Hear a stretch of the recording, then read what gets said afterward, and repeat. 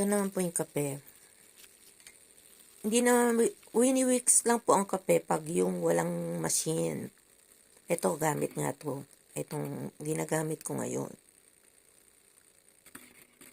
Kasi pag may machine po kayo, mabula po yan. Mabula na po yung kape. Powder yung espresso powder coffee. Yun po ang ginagamit dyan. Marami na po na bago talaga. Nung nasa French restaurant ako, meron na kaming nilalagay. Tapos, milk, asam, meron na din yun. Papasok mo na doon sa machine yun. Ngayon, ano na po talaga yung powder. Tapos,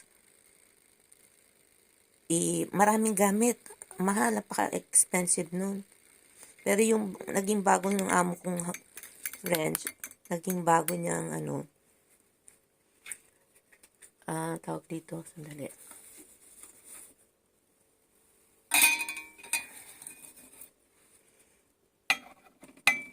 Ewan ko, kakayanin ko pang maglagay.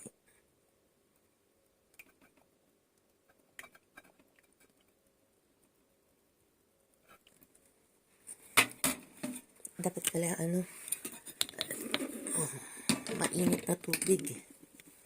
Oops. Ay. Ayan na. Kasi bakit naging ganyan ang kape? Cream milk.